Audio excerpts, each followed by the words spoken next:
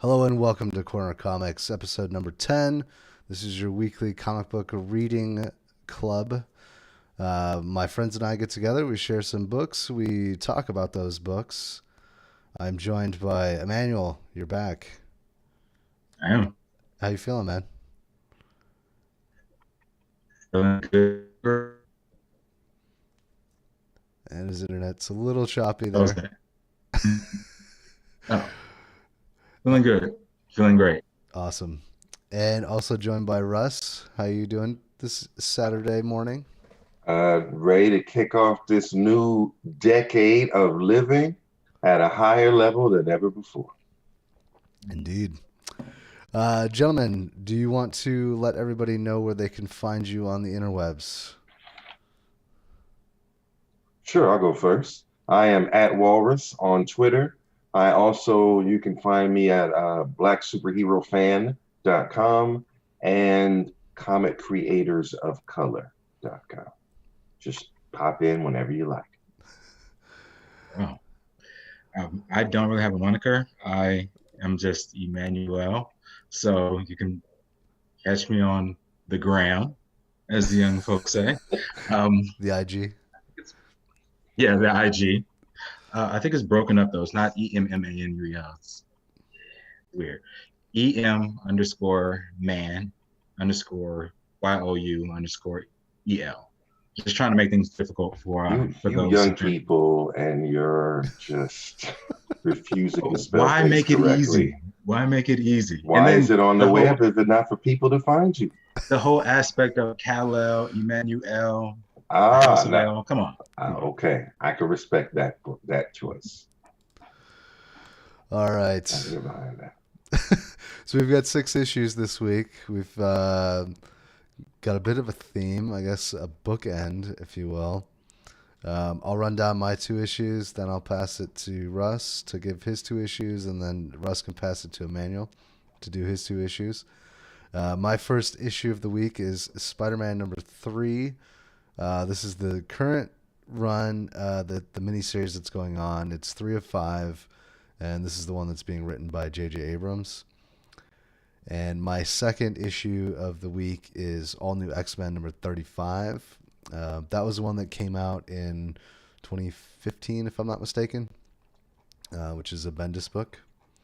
Russ, your 2 picks? I chose Hardcore Reloaded, which I believe is an Image book. And there was an original Hardcore series. This is the new series. And I also chose Excellence, which is also a new series. I don't know if it's Image or not. I have to go look at it again. Uh, Yeah, both yours are and Skybound. Yeah, there we go. So, and I love both of these books. I love both of the main characters also, and we'll get into that. Uh, Emmanuel, Emmanuel. I have chosen two kind of obscure comic book companies. There's a small comic book company by the name of DC. They have they have Batman Volume 3, which is number 36 of the third volume. And then my second pick was another small time comic book company, Marvel. I don't know if you've heard of it. Hmm. Amazing Spider-Man number 39. This is the one that came out in 1999, volume one. All right. So go ahead and transition so everybody can see the covers as we talk about the books. All right, will just jump into it. We'll start with my book. First one, Spider-Man number 3. Now, I chose this book because I was pleasantly surprised by the second issue. So I picked up the first one and I thought, J.J. Abrams writing Spider-Man, really? I gotta buy it because it's a number 1 issue and it's Spider-Man and it's J.J. Abrams. Picked it up. Was like, okay, this isn't too bad. There's only 5 issues in the series. Let me see what number 2 brings.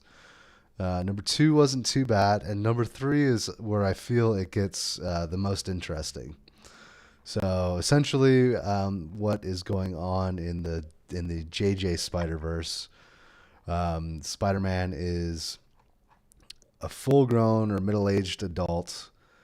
He has a child named Ben Parker, and we find out that Ben has somehow inherited Peter's abilities through birth. And so this is sort of Ben Parker's story of becoming Spider-Man. And so this is 3 of 5. And yeah, like I said, J.J. Abrams wrote it. Sarah Pichelli, who's done quite a few books that I like, Guardians of the Galaxy, X-Men. She's doing the art in this. I think she did a pretty good job. What are your thoughts, gentlemen? Whoever wants to go Sarah first. Pichelli, she actually did a run with Miles Morales when he first came out. Yep. And I fell in love with him in that. So Sarah Pichelli, in my book, can do no wrong. The artist for this, it looks as if Peter Parker is by Keanu Reeves. I don't know if you made that comparison, but he looks kind of just down and sad Keanu, by the way. There's a meme going on where sad Keanu, yeah, he looks like sad Keanu. I like the father-son dynamic in that Peter Parker isn't this perfect human being. He's flawed. He's not a good father. I really like the juxtaposition because Peter Parker is always the one who comes out on top and always does the right thing because of his internal dialogue. But here, in this universe, not so much. Okay. Didn't really know Sarah Pichelli specifically, not someone that I knew to watch out for. The art is nice. I like her style. I'm not a fan so much as the backgrounds. They seem a little sparse to me, but beyond that, very easy to see. This does look, Peter Parker does look like a sad Keanu. I did notice that. I've always felt that Peter Parker has always been a poor member of his own family. He saves the world, but anyone related or connected to him has a sucky life and how it relates to him. I feel like that's kind of a theme with him, and his son in this particular universe is no different. There's no happy people in this book, except for the weird girl who's following Ben Parker around, who's just loving every minute of this journey. No powers, just there to be just plucky, I guess.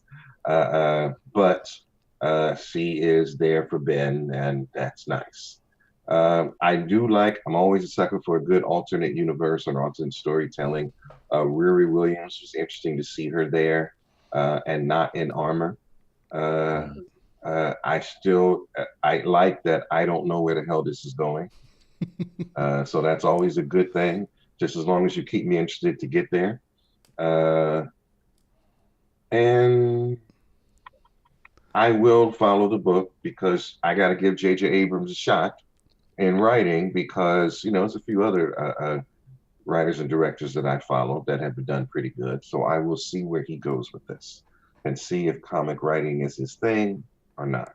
And I'm sort of either way on it. So we're going to see how this unfolds. That's sort of my take. I almost feel like this was his audition to write a script for Spider-Man. Mm-hmm. Because I don't know, I feel like a guy like that. Script rates for Marvel I think are $80 a page, something like that. So he got paid a couple $100. He probably didn't even notice it in his bank account when Marvel paid him to write this book. So I feel that was one of the things that I was curious about. Is like why would J.J. Abrams write a Spider-Man book if not just to play around in the universe and try to do some interesting things? I'll let you comment on that, Russ, and then also I'm curious what you guys think of old man hippie drunk Tony Stark. Yes. And whether or not that's JJ saying, "Hey, Downey Jr. can still do it." I think, obviously J.J. Abrams didn't do it for the money, but to have an opportunity, and I've seen some of the interviews with him about this book, to be a fan and then have the opportunity to write a character that you're a fan of in a mainstream book has value that doesn't equate to the economics. Yeah. So I can see why he would want to do it. Um, you know, I can see why Kevin Smith would want to do it. You know what I Right. mean? So it's just this has had this impact on you your whole life. I don't know a life without Spider-Man. You know what I mean? And then to be able to tell a story in that medium, the impact back for him has got to be amazing. Uh, but I'm not as wowed as I would like to be. But maybe Okay. if I continue, I will be. And I don't remember the last part you said about. Tony Stark, Yeah, old man, I hippie think that drunk. this is just in line with Tony Stark. When Tony Stark is old, Tony Stark is a drunk person even without drinking. You know what I'm saying? He's silly. He says whatever he wants. He thinks he's the only one. It's like everyone else is vacationing in his mind, and he's the storyteller. That's Right. kind of, it's very. And then to see, if you think of him as an old, forgetful dude, it's in alignment with the Tony Stark you would see, Yeah. right? Shame he's not the new Doctor Strange, but now that's scary. You think like, do you really want Tony Stark to be new Doctor Strange in the future? I don't know. So I think I won't say spot on, but I think it's certainly in alignment of what we've seen from Tony Stark lately. So I I think as far as I will say this, as far as who the characters that I know are, Spider-Man, Peter Parker was acting like I expect Peter Parker would. The only person that's not acting like I thought they would is Riri Williams, but she's new enough, so who knows? Yeah, and much more mature in this. Obviously, she's fully grown. Yeah. Since this takes place in the future. Yeah, I would say all of us are sort of avoiding some major spoilers because this is a newer book. There is some interesting things that happen in it that might take you by surprise and sort of carry you through the book. If anybody out there watching or listening to this is interested in picking it up, I would say he does. There's enough here that it's like, oh wow, okay. Okay. There's something I wanted to add about the Peter Parker Spider-Man situation. It's interesting in that in this universe, Spider-Man doesn't become this great superhero. I mean, maybe he was, but they don't reference it here.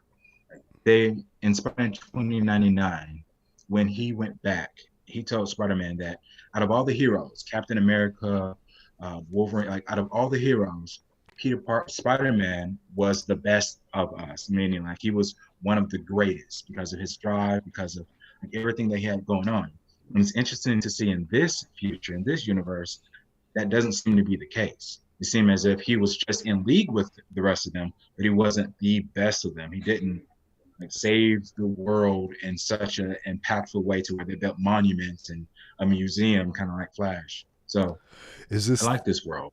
is this the only one that you've read out of the three that have come out, or have you read the other two? Because I think we talked about this I've before, right? Yeah, I've read the other two. Okay. I think so. I agree with you on the Peter Parker front and the way that his character is written here, but I do feel like this Keanu Parker um, Mm-hmm. is a little influenced by the backstory that we get in the first issue of him getting his Right. hand cut off and Mary Jane dying and all Losing it. that. Yeah. Um, you know, I wouldn't say that's really spoilers either because that kind of sets up the world that we're in, Mhm. this alternate future. But yeah, I feel like he's not the best of the superheroes in this alternate Right. timeline because like it sort of just gets cut off and stopped at that moment in time. Yeah, it feels as if because Peter Parker already has a bad life anyway. Yes, his family is taking the brunt of it, but with Ben Parker dying, that propelled him to become this with great power comes great responsibility guy. And then with Mary Jane dying, someone that was even arguably even closer to him Right. than Ben Parker, he went the complete opposite way. Instead of taking on more responsibility, he just discounted his son, his real life responsibility. Some would argue his powers weren't really his responsibility. That was something done to him. But having a son, that is definitely his responsibility. And then, Yeah, he shifts entirely towards what do I need to do to be just a normal everyday person and not be uh, not be that superhero that everybody thinks I am. Right. Yeah, it is kind of interesting. Like the whole Elseworlds, what if this this take, I've said it before, but I really, really like this take. Having this model that we already see, this with great power comes great responsibility individual, and you take something out or you input something in, shake it up and see how the globe, I don't know why this globe analogy came to mind, but like see how the snow falls. Yeah. All right. Russ stepped away for a minute. We were just sort of commenting on how this Peter Parker, this Keanu Parker, how his character's sort of changed by the death of Mary Jane in the first issue, and sort of how the death of Ben Parker changed him to become Spider-Man, and then how the death of Mary Jane forces him to become more Peter Parker again, and to get away from being Spider-Man. Then what happened to the whole responsibility thing? Did he just like lose it? Well, no. That's what irks me. It's like I don't feel like I understand if you quit being Spider-Man, but is he doing something in the world that contributes? You know what I mean? I didn't really see that happening. So that's kind of disappointing to me, is that this is still Peter Parker, and Peter Parker's supposed to have this strong streak ever since he would, you know what I'm saying, first became Spider-Man, to put everything out of the way to save lives and all that. And I understand if you're hurt, but you know, Ben Parker grew all the way up to, you know, a teenager. So you got 15 years and you still moping. And where's his people? You know what I'm saying? Where's Miles to be like, step out of this, homie? You're supposed to be my hero. Yeah. Anyway. I can see that. I think part of it is him not knowing how to deal with having a son as a single dad. Yeah. But we'll see. We'll see how it ends.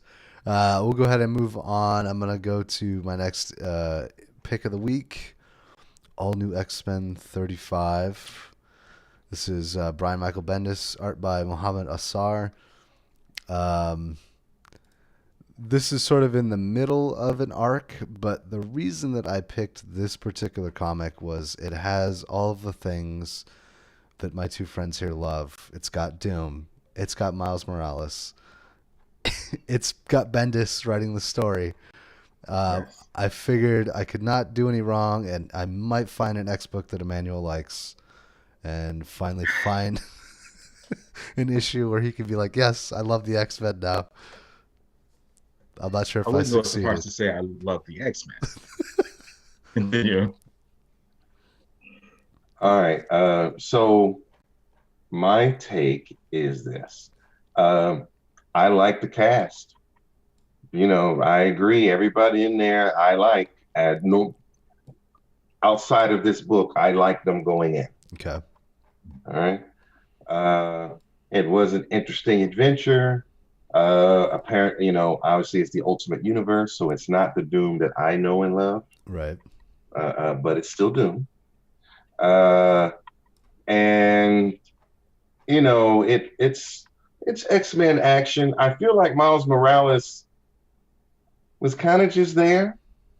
There were no quips, because you know Miles Morales quips, right? He got a bit of a mouth. You see him in his own book. He's not Peter Parker level quipping, but he got some jabs, you know what I mean, kind of regularly, you know. And I didn't feel I'm like, and I know you got a lot of people to write for. There's like 57 people in this book.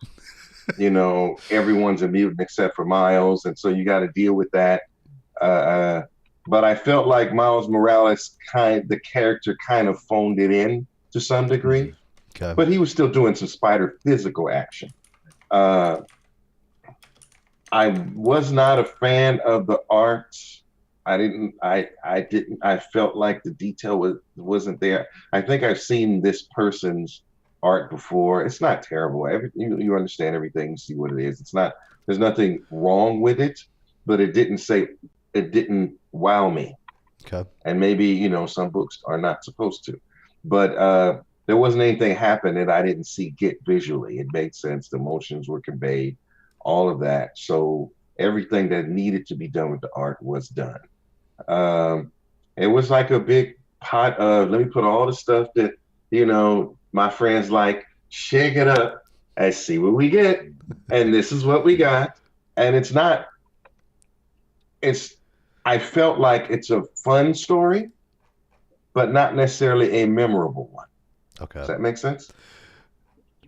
Let me ask this: Okay. is this particular issue enough for you to go back and read the surrounding issues for the full arc? I'm on the fence about it. I read the first issue in this arc. I remember reading it, and I didn't go follow through with the rest of them. Okay. So I can go either way. If it's a nice little collection at the bookstore, then I would sit down with a latte and go through it. Okay. Here's the thing for me. I think looking back, that's where my love for X-Men was the highest in Ultimate X-Men. This is year 1999, 98, 2000. And Doom with the hoof beats. Beats. Anyway, Doom with hooves. I like it. It works for me. It's really weird. It's really awkward. But the Ultimate Universe, I remember when Peter Parker, the Ultimate Spider-Man and Peter Parker visited X-Men. I really liked that run too. So this is kind of reminiscent of that, having Miles visit the X-Men. Granted, they're from two different worlds. They're the Ultimate X-Men and then another Earth's X-Men. They kind of come together, which is good. Like, that really reminded me of the last time that I really, really liked that writing of X-Men. I may be alone in that. There's not many people that I find really like Ultimate X-Men or Ultimate Universe after it died, but I actually liked this book. I wouldn't necessarily go so far as say it rekindled my love for X-Men, but I like this book, and I read a few issues prior to kind of get a feel of what's going on. So, yeah. Okay. I love the Ultimate Universe. Yeah, I do I too. feel like the whole universe was Brian Michael Bendis' universe, pretty much. Well, A lot of it seems to be written the same, not necessarily in a bad way, but sort of how characters show up in that universe and things like that, and their reasoning and all of that. So I like the whole universe as a bookend. Like, there was a collected Treasury edition of the Ultimate Universe, I would own that. Okay. Yeah, I mean, Ultimate X-Men, it's 100 issues. It's self-contained, away from all other canon. I would say the first 24 or 25 issues is Mark Millar. Solid. I mean, he has him go through the Weapon X program. Every single one of the X-Men goes through the Weapon X program, and it changes them dramatically from the characters that we know and love. And yeah, I love the Ultimate Universe. So all right, well, it seems like this issue's not. It's not bad. It's not a bad issue. I enjoyed it. It's just, how some of the books we read, there's like a couple panels or like, that thing that happened or that visual that happened really drew me in. That didn't really happen for me here. Okay. So, what I'm saying? Like, that moment or that saying, so I was looking for that also. And like I said, it's not a bad book. If I bought it, I wouldn't be mad I bought it. But am I pedestaling it? I can't put it on the pedestal. All right. I will work harder next week. Oh, man, just, bring what you like. It's all about nostalgia for me, so you got a thumbs up for me. There we go. All right. Yeah, I really have much else to add. I really enjoyed this entire run with Bendis. I think he wrote all the issues from 1 till 40 or something like that, of this all new X-Men. This takes place right after the Avengers versus X-Men, so it's from the fallout from that, that was also Bendis, right? Avengers versus X-Men, if I'm not mistaken. I want to say yes. No. So yeah, but moving on, Russ, do you want to get into your first pick of the week? The next issue I chose was Hardcore Reloaded. there was an original hardcore series, and the premise of that hardcore series, the Image comic, was that they could inject someone with nanobots, and then someone else could be in a sphere, electronic connected, and basically walk their body like a robot. They would walk and see through their eyes, but first you had to inject that person. So have to be a skilled person because you would have to be able to fight in that body. So it was like the ideal drone, because now you're in the meeting as one of the dudes. You pass any whatever test, and you'll get to see and hear, and everything is recorded.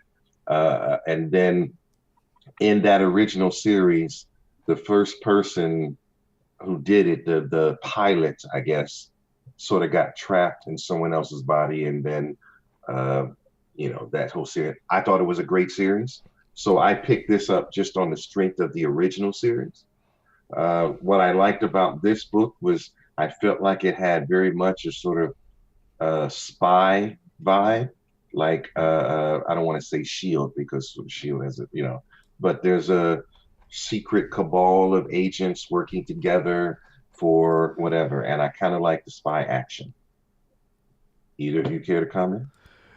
Yeah, I'll start. So the entire time I was reading this, after I got to about the halfway or the end of the first third of the book is where it sort of picks up with the spy vibe.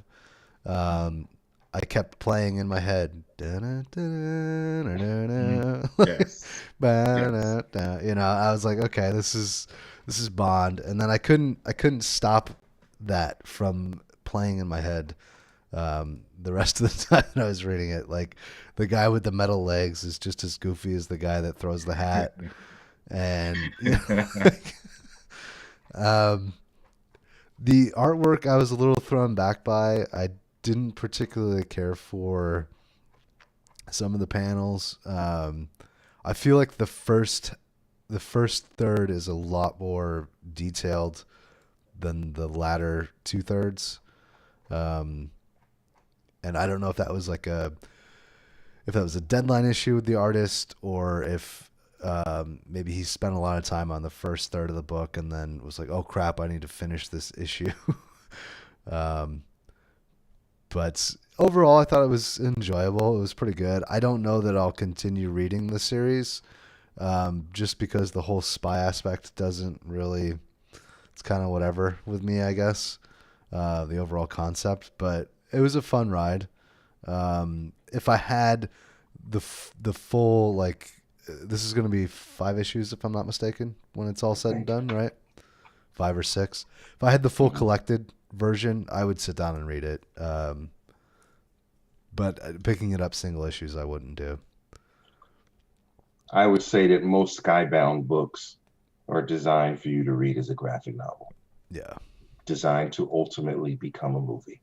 Right. So you get the whole thing. That's my take on everything Skybound. Kirkman's building his media empire. Yes, and I'm not mad at him. Yeah. And I also picked this because I like the writer, Brandon Thomas, and he's also the writer of my next book. So we'll get that's into one of the reasons. We'll get into that for sure. Manuel? I liked it because it seemed very, like, as you guys said, spy, Mission Impossible-esque. That aspect really intrigued me. Now, the beginning kind of reminded me of a book that we reviewed before, Y: The Last Man. It has sort of that kind of feel, that exposition, that setting up the world. And then it really took me by surprise was the bloodiness of it. Like, I don't particularly like or dislike a comic because of that, but this one definitely added to it. It just seemed right. It seemed to fit. It wasn't gore for gore's sake. It was just like, this is what happened, and this is the visual of what happened. So I really appreciate that. Along with, we'll get into this later, the fact that it wasn't so word heavy. There are certain action panels where nothing is said. There's no quips. It's not even a, ugh. Like, it's just somebody fighting, somebody, you just see a foot go through somebody's face. You just see snow. Like, it's just all action and no dialogue, which I appreciate. It's not just dialogue for dialogue's sake. Things just seem to fit. Yeah. Well, I'm going to follow it because, and of course, I would recommend the original series. And so I'm going to follow it for two reasons: the writer, and I like the premise. And I don't really get a lot of good spy books. And, I like to Yeah. sort of be off the beaten path. If I were to look and say, what's a good Marvel and DC spy book? Unless it's a Shield book, that's kind of all you got. Or, maybe a Punisher book could go there, in its own way. Yeah. One thing I will point out, I don't know if this is all the time or just occasionally, or if it's maybe just my Barnes and Noble, but it seems like my Barnes and Noble always has in the graphic novels section, buy two get the third free with Marvel, DC, and Image.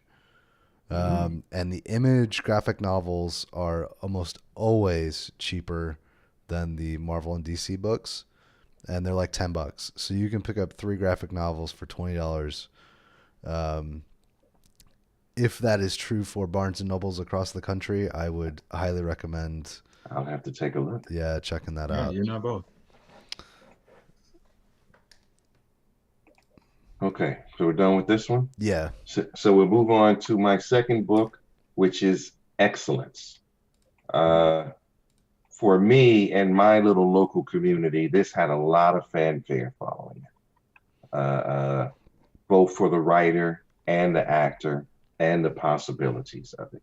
I especially like in the beginning the rules of the universe are sort of stated. Like rule number 1 is this, rule number 2, so you know what you're building.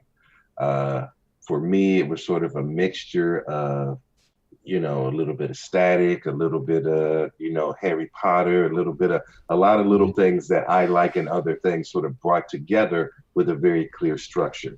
But that's my take. What do you guys think? Manuel, you want to go first? Yeah, I'll go first. I like it. It's exactly what you said, like Harry Potter, Black Panther. I really like the fact that the main character is pretty much Michael B. Jordan. That is, if Peter Parker was Keanu, this is Michael B. Jordan, hands down. So this is really good in that it mixed some worlds together. And I really like that. The fact that I didn't know this is what I wanted until I saw it. I didn't know like this to fill the kind of void. So it was really great, and the father-son dynamic was excellent. Really appreciated that. This is just a fun ride. I really like the magic, like you said before, the world set up. I liked it. I really, really like the art. The art, it doesn't really super stand out, but it's enough to be enjoyable. It's enough to really appreciate it. I like the facial features, the expressions, even when it comes to like magic and the action that happens, the way the art is set out. It's not too crisp, but it's not like all over the place and bleeding out as well. Yeah, I was really surprised that this is the same writer, because this book is so much better than the last one. And maybe it's because this is his own world that he's developing rather than him writing for another world that's already established. But yeah, I was really impressed with the world building, and it is sort of science fantasy, but it's science urban fantasy. And I've always liked like Shadowrun and stuff like that sort of takes those fantasy elements and brings them into either the present or the near future. Stylistically, I think it's really cool. I like that it sort of blends, like their outfits and stuff are very martial arts themed, but also have like newer fashion trends mixed in with it. And yeah, overall, I thought it was a really good book. I like the setup with some of the characters, and for a first issue, it sort of sets up like the classic dynamics. Like, okay, these two characters are definitely going to go at it in the future. There's going to be, it's not only his journey, which I forget the main character's name off the top of my head. If you guys have it, but I don't remember it either. It's been a while since I read it. It's just Yeah, so it's sort of like his journey and coming of age, but right after the coming of age, right? Um, yeah, I thought it was really good. The artwork is fluid and clean. Has some interesting stylistic elements to it that don't make it look like other books. Um, the Harry Potter wands thing kind of threw me off a little bit, and I was like, that's a little corny, but it's okay because I like everything else that's surrounding it. can't have it's magic. You got to have some wine, something, right? Um, for me, like I said, this was sort of anticipated because I was ready for it. I also like that it's skybound, which means this is going to be ready packaged to be a movie or a Yeah. TV show, and I could see that. You know what I mean? Especially when you already got it looking like Michael B. Jordan. Might as well bring them all the way in, right? Right. I like a lot of how the characters lean when they stood. There was a style to that I like. Everyone wasn't standing straight. People were really, you really felt dynamic and and even though you're taking an image of a moment, I felt that people had leans, women hips just a little to the side for no specific reason, things like that. I It's got enjoy. movement. Yeah. It's got it. Yeah, it's definitely got movement. I felt like the emotions were conveyed well on the faces, Yeah. right? Like you can see when they're happy and they're sad. You can very clearly, it's almost like there's another level of dialogue in the faces sometimes, especially with the main character that's going on. That if you take a time to see that, you get more in the book. So this is definitely a series I'm following, and I highly recommend it to everyone if you're looking for something different. And if you like those, like you said, those three things that I said, Black Panther, Static, and what was the third one? Harry Potter, all in one. This is the one you're looking for. Maybe with a little bit of a sprinkle of Boondocks. Who knows, right? I was pleasantly surprised by this book, and I hope more people follow along with it. All right. Moving on, Emmanuel. What's your first issue of the week? All right. My first issue is Batman Volume 3, issue number 36, the 2018 version. Now, this is no action really. It's just really setting up. Well, actually, this is action, but it's setting up the dynamic between why these two, the main characters of Batman and Superman, how opposed they are, but how similar they are as well. This is in a universe where they're best friends, but they still hold secrets from each other. And they're kind of anticipating this double date, sort of Superman, and which is Clark Kent, and Lois Lane, and their double date with Bruce Wayne, which is Batman, and Selena Kyle, and why Selena Kyle is even in the picture. So it's really heavy on dialogue, and it's really heavy on exposition of the character, who those characters are. We already know they can punch, fight, and kick, but what is their motivation? Why are they even in these relationships, and what do those relationships do for them? Yeah. So for me, it was like a V, like that. And the last page was where the V ended, like to Superman and Batman's, Superman and Lois's dialogue going down the page, Bruce Wayne's and Selena's dialogue, and you could see a lot of the comparisons as you follow along the page. And then there was action wound about the V, so that they were actually doing something while they're having parallel dialogue that comes together out of the elevators in the last thing. I think that part of the craft of it, I enjoyed. It seemed a little CW with all this, oh, he should talk to me first. He should, and that part, I was like, come on, these dudes aren't they grown yet? Right? Somebody's got to be, but I guess they not. It's like, especially Batman, you got to figure, look, I'm just going to call him and get this over with. You know what I'm saying? So I kind of, I wanted more there, but I enjoyed it. It wasn't as clear visually as I would have liked, but it was enjoyable. The poses and the action were there. Things were happening that I felt like I needed to see. The right people were kicking butt the right way, and the dialogue didn't get in the way, and they said everything they had to say. So I like the crafting of it as a story and as a comic. I think was pretty good here. Is it something I have to have in my collection? Maybe, maybe not. But as a one of story, I felt like I got my money's worth on this. Yeah, the I agree with Russ on a number of points. It's kind of interesting you're talking about like the V, how the story sort of comes to this singular point. So on the last page, there's a panel where Superman says, "Vengeance is the night?" Question mark, and then Batman goes up, up and away. Like, oh, okay. That was a nice little touch. Yeah. I feel like it's a standard Superman Batman story. There's nothing super amazing about it. There's nothing that really like blows me away, but it's a fun ride. The artwork is really good. I'm not familiar with Clay Mann's work. It feels a little bit like he's kind of doing Capullo's Batman here, but I'd be willing to check out his other stuff. I enjoyed the way that the panels were set up and the way that he drew these characters. I'm curious about Selina Kyle's character. Maybe I have to check out the rest of what Tom King is writing. I don't know if he started this series in 2018 or if he jumped on. He did.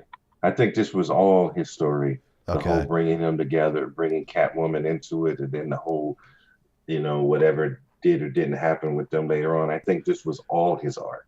He's still writing it, right? And Yeah, aren't they up to like 86? Like Yeah. issue 86 or 87? Well, and like it or hate it, it's causing buzz, right? So, and that is what you want somebody to do. It is shaking up the status quo. yeah, There are a lot of things in the run. I was like, what the hell?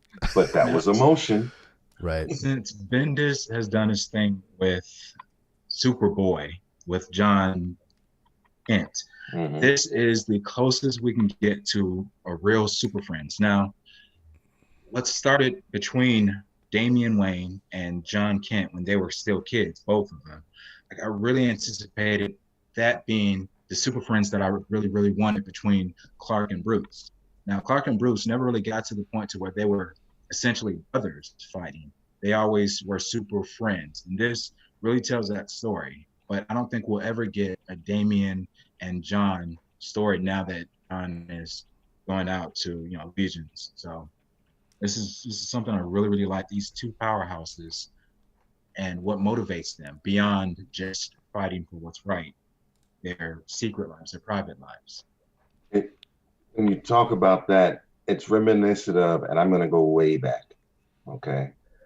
There was a time when there was a Superman Jr. and a Batman Jr. They were in the comics, and they were grown, right? And they would be arguing over how they saw the world. Like Batman Jr. thinks like how Batman thinks. Like most people are evil, and we need somebody to knock them around to keep them in line. That Superman Jr. say we need to be positive and show hope and all of that. And then they were home. They were like always arguing, right? They had a whole series, and I was trying to find the book, and it wasn't called Super Sons, but I remember if I look up Batman Jr. or something like that, it'll show up. But their dynamic, because they were best friends. You know how two best friends argue all the time, but they are homies to the end. So I love the Damian Wayne and John Kent dynamic, even though they messed it up now because they aged up John Kent, right? And so now he's like a lot taller, because it used to be that Batman Jr. was a little older and he was a teenager, but now there's a bigger gap. So I don't know how that's going to work. I've heard rumors that they're going to do away with all the main Justice League characters and replace them with other characters. So that the rumor that I heard is that John Kent will come back from the future even older and be Superman. Well, this is all tied As- to the Doomsday Clock stuff, right?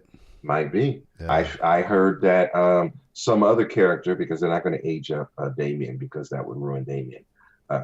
Some other character will be the new Batman. It won't be someone we think. There'll be a different Wonder Woman. There'll be all the original characters will still exist, but out there in the world fighting, the main pantheon will all be replaced to give younger people new jumping on points with a new character and a new viewpoint. I don't really want another DC reboot, and I don't know if any of it's true. But it comes from a lot of different sources that within the next year or two, if maybe only one, they're going to restart, because we got to get new characters, because we're going to buy this stuff anyway, right? But if they want to grow the brand, they got to do something, because you know how much continuity it is just on X-Men alone. Right. You know what I mean? You know, it's so much bloody continuity. That's one thing I liked about the original animated series, is that they weave through a lot of that continuity very well in that animated series. Talked about a lot of things. Oh, it's there. There is a picture. Let me see if I can find it. But yeah, there's anyway, there was a Bruce Wayne Jr. and a Clark Kent Jr. And you know, and they're fighting and arguing, and they just look like smaller versions of their fathers. And I'm going to try to find that so I can sort of show that to you. But a lot of it's World's Finest. I have World's Finest number 221 in February of probably 1962. And Batman and Superman are arguing with each other while their sons go out to fight evil. You know, it's the kind of thing you'd see back when Lois was always trying to prove that Clark Kent was Superman. It took place in that time. This is another tangent. Just a quick question, though. Have either of you read Tom King's Miracle Man? Yes, I read it last year. No, I haven't. I kind of feel like it's a must read, but it's its own thing. Well, yeah. So look for continuity in this. It is very deep. It has many levels, and it's its own thing. It's that's what made me want to read the Female Furies series. Okay. Because I was sort of inspired by that. I think that's a good read. It's just, in the end, did it change the status quo in the DC universe? No. It was like its own, and you really do need to read it as a graphic novel, because there's just a lot there. You really can't just read one issue. It's the thing you kind of need, I think, the whole story. So I haven't gotten into any of his writing, but Miracle Man is one of those that's sort of been on my back catalog list to pick up and read because of how much buzz it got. And now he's getting a lot of buzz for this run of Batman. I'm curious to sort of dig into more of his writing. I love me some good Miracle Man. That just felt like another Alan Moore kind of thing. Miracle Man, to me, was great. Miracle Man, because I always felt like I like Shazam better than Superman, right? I kind of always did. Right. You know what I mean? So Miracle Man was sort of a science take on Shazam. Okay. Right. Instead of the magic portion of it. And so now that Marvel has their own Shazam now in that way, because Miracle Man was now going to be Marvel Man. So I like it, but it was like Alan Moore was writing them. And I was like, oh shit.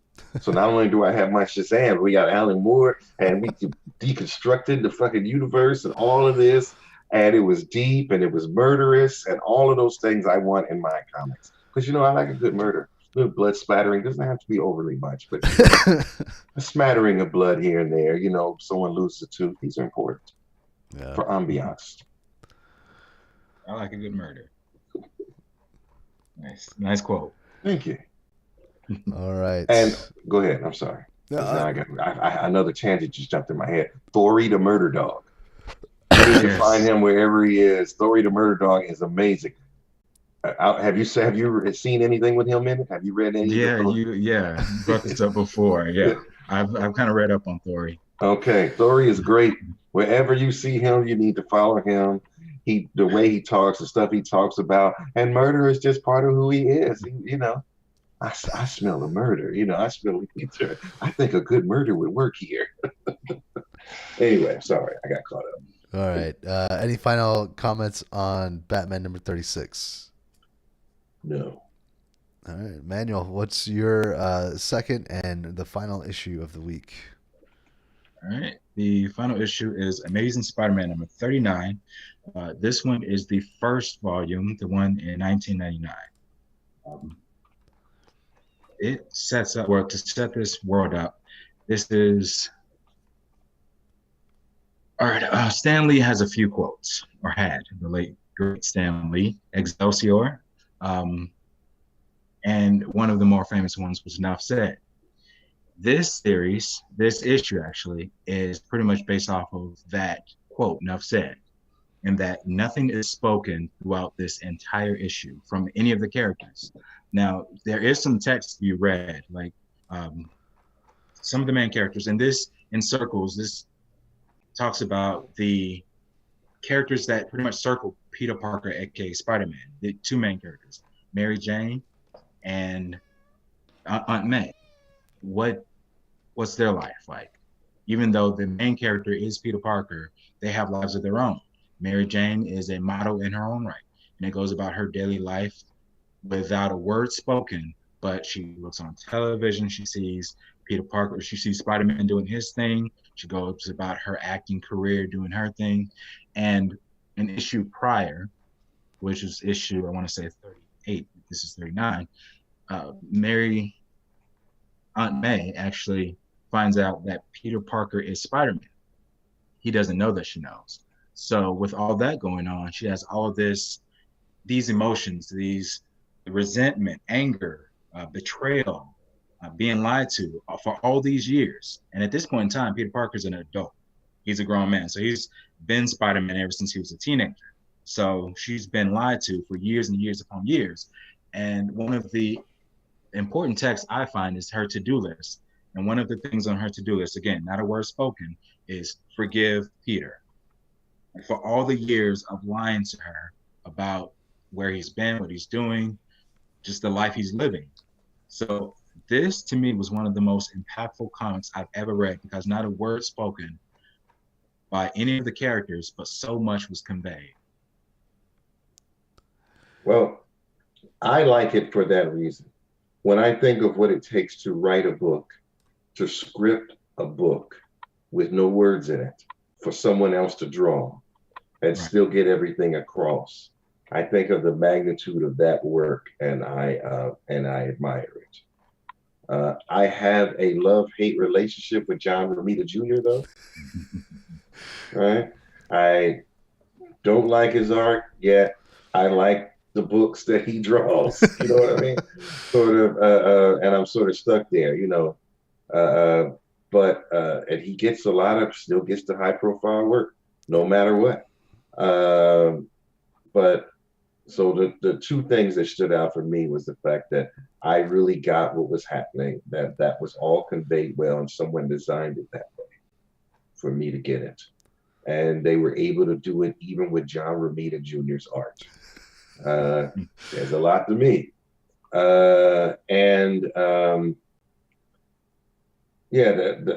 All that was conveyed and put in the book, and you don't see it enough. Like, there is a skill here that should not be overlooked to be able to make a book like this work and have impact. So I enjoyed that. Matt? Yeah, it's funny because the act of sitting down and reading a comic book, at least for me, is a quiet activity. But this book feels oddly silent. Just reading it has this eerie quality to it as you're sort of going through the panels. You're like, there's no noise here. There's no, I really like John Romita Jr. So just throw that out there. I think his art is good. I don't think he's the best artist around, but he's unique in a way that that's definitely John Romita Jr. And he does enough with his art that services, the characters and the books that he is an artist for. Yeah, I did not read this run originally, so when this book came out, I had sort of fallen off of comic books, so I don't have the context surrounding this issue.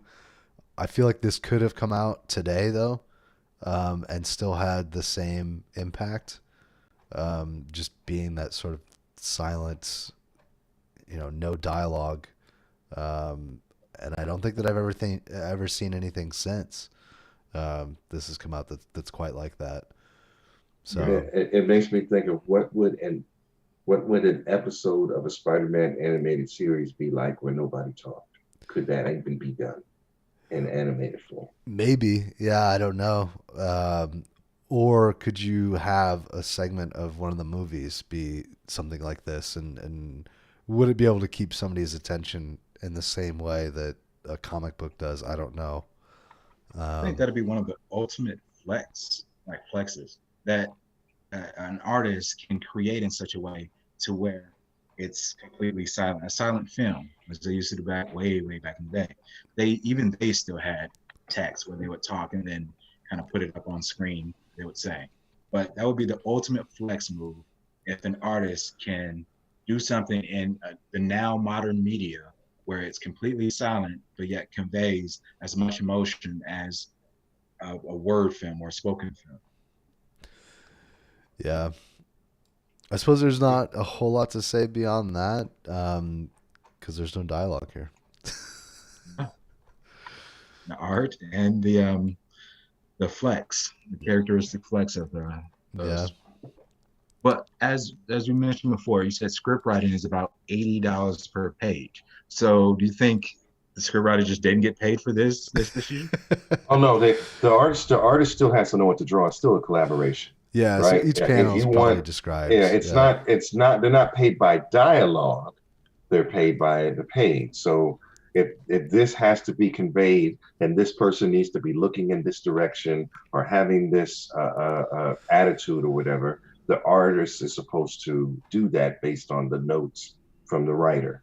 So that's still, and so it would be in my head to write it in a way that this artist creates it to convey the thing that's in my head.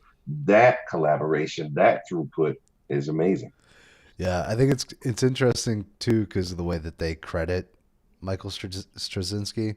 It just says words. It doesn't say script or writer or yeah, so I'm interested to know what the story behind this was. Like, did John Romita Jr. and Michael Straczynski sit in a room together? Did they do this over the phone? How was that actually put together? Like, was it just a few notes on a page and they sort of worked out what the rest was going to be? My thought is, I want a panel here. I want it conveying this. Yeah. Mary Jane is looking in the way, and so she's just getting out of bed and she looks thoughtful. Okay, I want a panel here that does this. I think that's what, and then you leave it to someone else to craft what you want them to do. I think that's how it works. Or like Mary Jane is walking by a window, and in the window, this is happening on her way to the bathroom. Yeah. Mary Jane in the bathroom is doing this. And then you can draw the front side, whatever you want, as interesting as you want to make that. And I think the artist looks at those words, and then he says, how should that look? And then he makes it look like that. I think that because sometimes they're not even in the same room, right? They're just the artist may just get the script, the notes, and it tells them how many panels, what should be on the panel, and then the artist can sort of fill it in as they like. Right. Which also says a lot to the artist. Go ahead. In the spirit of saying some comic book characters look like real life actors, if you scroll down one of the last few panels, you see Spider-Man swinging throughout the city, New York Times or Times Square, and on a billboard there's a picture of Mary Jane, and right below it says the Dow drops and everything, giving you stats. Mary Jane looks a lot like hate to speak ill of the dead, but the late Michael Jackson. So I've never put the two, Mary Jane and Michael Jackson, in the same kind of visual context before. But I think that's just I bad think art by John Romita Jr. that's coincidence. They just happen to have the same initials. Yeah. I think if you had another artist, that would never happen. No, Michael Jackson was looking pretty towards his last days. He was looking very feminine. I hear you. And I'm not saying you're wrong. I just don't think that, you'd have got another artist, we would have a whole different conversation. All right. I do remember the book before, though. I do remember when reading when Aunt May found out. And I do remember picking up issues here and there because I wasn't following anything regularly in which Aunt May was dealing with. I just don't remember this particular issue. All right. So those are all of the issues that we have this week, gentlemen. Any final thoughts? Any other tangectories? Russ, you want to go on for a couple minutes? Oh, sure. So I was looking at what is it that the Comixology? Oh yeah. Like I was looking like what's the Netflix of comics, right? Like is that a real thing? Can you really bring that together? And Comixology apparently doesn't have DC, is what I've been reading. No, they have DC. Because DC only goes, or their newer stuff only goes to the streaming service. Like what I want is, I want to pay a monthly fee, and I want everything, just to read, not to own. Right? I know you can do that. Hey, you can just use some kind of Flash alternative, so it's not easily recorded. But I wouldn't mind paying a monthly fee that I pay for Netflix.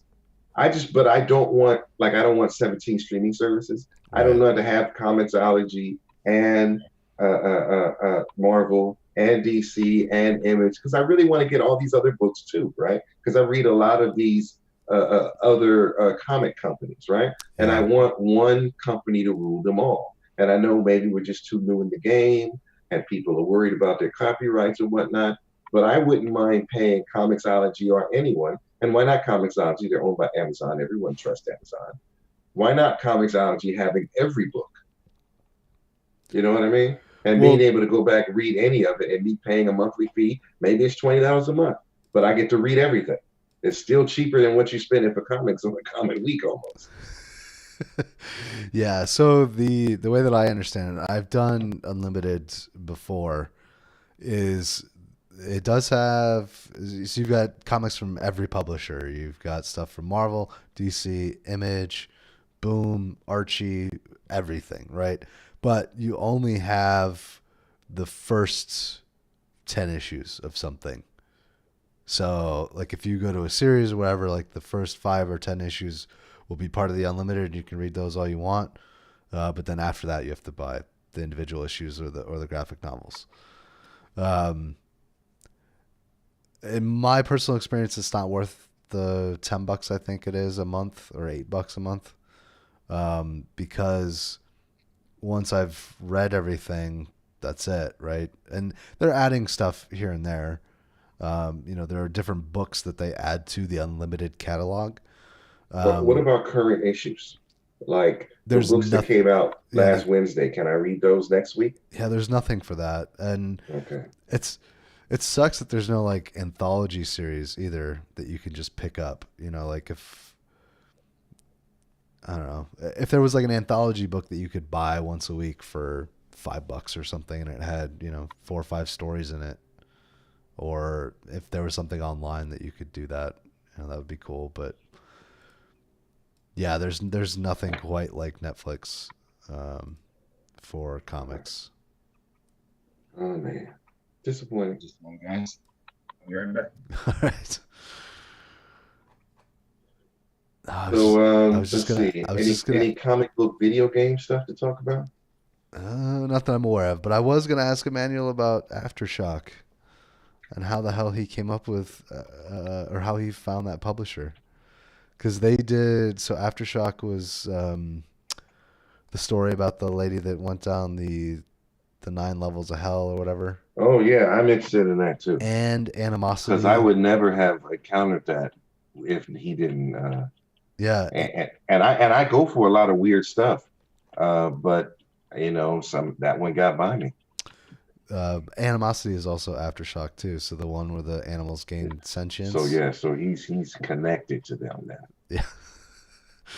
I had never heard of him before, and then I picked up that it was the same publisher. I wanted to ask him about it, but now he's gone.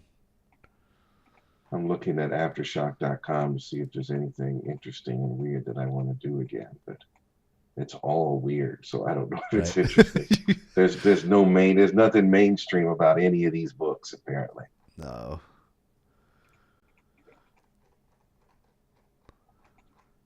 So I re-upped DC streaming service. I thought you were gonna drop it. I was, but I didn't do it fast enough, and they got me. So And that's my fault. they Yeah, got your money and they on the got me annual for a rate. year, right? So I'm gonna have to make sure and cancel a month before next time. But I think they only got me for like $5-6 a month, Right. Okay. and that's not bad. And and it's just gonna make me read more comics because I'll be damned if I don't get my money's worth. Yeah. Are they still adding stuff to the DC universe? Yeah, and they're series? adding it a little faster than they used to be. And now it's not 2 years behind anymore. Now it's less than 1 year behind. That's the way the Marvel Unlimited is. It's about 6 months, depending on the book. So they're getting there. They just don't have enough. It's the same thing you said about Comixology. Once you could have read everything you sort of wanted to read, once I go back and watch all the original Superman movies and all the original Batmans and all the animated series, those that held up. Yeah. There's not a whole lot after that, and there's still some gaps. Like there was just a Shazam animated series, and that's not on there. Right? And then where do you go to get that? Because if you can't go to DC streaming service to watch a DC superhero animated series, like think about The Watchmen, Right. the comic, because it's owned by DC now, right? Yeah. That emotion comic that should be there, right? Red Sun motion comic that should be there. There's a lot of things that DC did that interest me. On the Marvel side, there's some streaming stuff that I have never seen from Marvel that probably has been out forever that I got to go and do some deep cuts and find. But Yeah. Spider-Man and His Amazing Friends do not hold up. No. So, Emmanuel, how did you find Aftershock Comics? I don't recall. Because you've run in Really? 2 No. series now that were really intriguing. The one about the lady going through the cycles of hell, and then Animosity. That's Yes. also Aftershock. You know what? I don't know. I think it may have to do with just a Google search. Okay. I sometimes Google search like comics that have great exposition, comics that have great internal dialogue, or whatever the case may be. So I just Google it from that perspective, and then Okay. so I think I should just attribute it to Google. That your Googling skills are good then, because you came up with a couple of winners. So. Thank you. All right, gentlemen. Any final words before we sign off for the day? Be excellent to each other. And Despite Matt's pick of the day, I am still to this day, January 4th, 2020, not an X-Men fan. and on that note, I will try to find a freaking X-Men book that will get Emmanuel Challenge accepted. into it.